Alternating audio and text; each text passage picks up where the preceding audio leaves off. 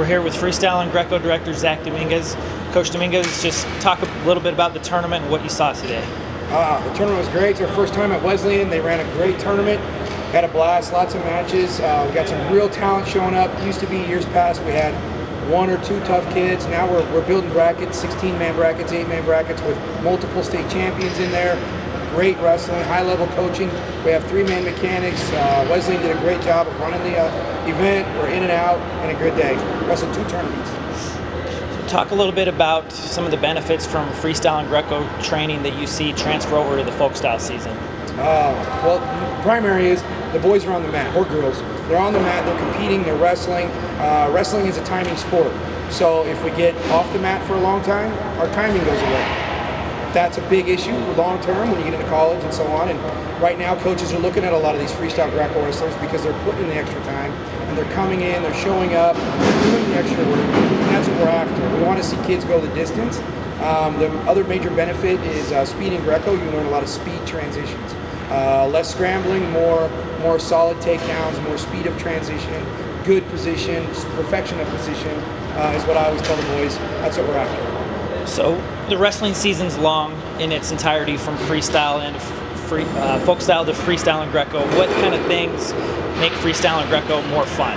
Well, number one, it's not winter time, so you can get outside, do training outside. I know at MWC we go outside across the street in the field. We wrestle outside. We do some hill ropes. We play a lot of games outside that are wrestling incorporated. We really enjoy being outside as much as possible. You know, the sun's out, it's shiny, vitamin D's good. You know, everybody feels good about it. And it is, you know, as a year club, we wrestle a year round in our club. I do work my transitions in and out. You know, I schedule in time off for the kids. I schedule in easy weeks, hard weeks. You know, it's a training schedule. And as a lot of coaches could do, we can sit together programs on pretty much anything. But again, it's a roller coaster. You never want to be here the whole time. You don't want to be here the whole time. You know, so we're always working our way up, lower valleys, higher peaks, when we get to the point of good competition. What would you say to the coach who maybe they haven't done any competitions themselves, freestyle Greco, they don't feel comfortable showing it? What would you say to them to bridge the gap to get some programs going for their kids?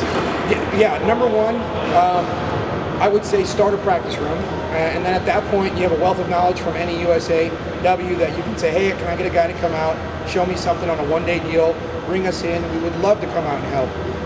But number one, if you have a room and it's available, you have kids that want to work out, get them in there. A takedown is 2 points, a pin's a pin, a throw's a throw. It doesn't really change too much. The only thing that changes is the perception of what exposure is versus control.